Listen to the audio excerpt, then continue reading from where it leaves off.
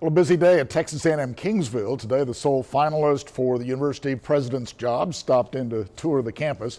Dr. Mark Hussey from Texas A&M University was named earlier this week as the sole finalist to replace Dr. Stephen Talent at A&M Kingsville. Talent announced his retirement back in April after serving as president for 10 years.